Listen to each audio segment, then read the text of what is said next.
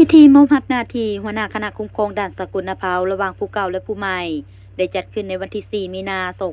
2566อยู่ที่ศาลหลังคางเมืองบุรพาแขวงขมวน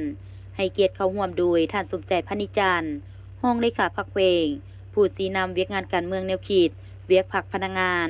มีหัวหน้าแผนกการเงินแขวงพร้อมด้วยคณะคุ้มครองด่านแขกทึกเซินและภาคส่วนแขนงการที่เกี่ยวข้องเข้าร่วมในพิธีท่านสุภัสสุแสงไทยรักษาการหัวหน้าคณะคุ้มครองด่านสากลนภาได้ผ่านบทรายงานการจัดตั้งปฏิบัติเวียกงานการซีนำพา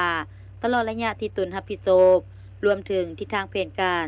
จะสืบต่อปฏิบัติในต่อหน้าจากนั้นต่างหน้าคณะจัดตั้งแขวงได้ผ่านข้อตกลงเจ้าแขวงขมวนฉบับเลขที่468/จคว่าด้วยการแต่งตั้งหัวหน้าคณะคุ้มครองด่านสากลนภาโดยตกลงแต่งตั้งท่านบุญคำไสยเสงรองหัวหน้าแผนกการเงินแขวงเป็นหัวหน้าคณะคุ้มครองด่านสากลนภาแขวงขมวนให้เกียรติมอบข้อตกลงดังกล่าวโดยท่านสมใจพนิจันทร์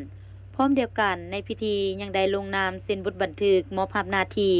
ระหว่างท่านสุภัสสุแสงไทยรักษาการหัวหน้าคณะคุ้มครองด่านสากลนภาผู้เก่ากับท่านบุญคำไสยเสงหัวหน้าคณะคุ้มครองด่านสากลนภาผู้ใหม่โดยการเป็นสักขีพยานของท่านสมใจพนิจันทร์รองเลขาพรรคแขวงผู้ชี้นำเวียกงานการเมืองแนวคิดเวียกพรรคพนักงานและแขกทึกเซินที่เข้าร่วมเพื่อเป็นทิศทางสืบต่อนภาษีนำเวียกงานในต่อหน้าพิธียังได้รับฟังการมีคำเห็นของท่านสมใจพนิจันทร์ก่อนอื่นท่านได้แสดงความยอสมเสยมายังหัวหน้าคณะคุ้มครองด่านผู้เก่าที่มีผลงานหลายด้านในผ่านมาและได้เรียกร้องให้คณะพรรคคณะคุ้มครองด่านผู้ใหม่จงได้สืบต่อเอาใจใส่ศึกษาอบรมการเมืองแนวคิดให้สมาชิกพรรคพนักงานอย่างเนื่องนิดเรียนติดเพิ่มทวีความสามัคคีภายในให้นักแน่นและเป็นเอกภาพต่อการตกลงของคันเทิงเพื่อสนับสนุนและให้การร่วมมือในการปฏิบัติหน้าที่เวียกงาน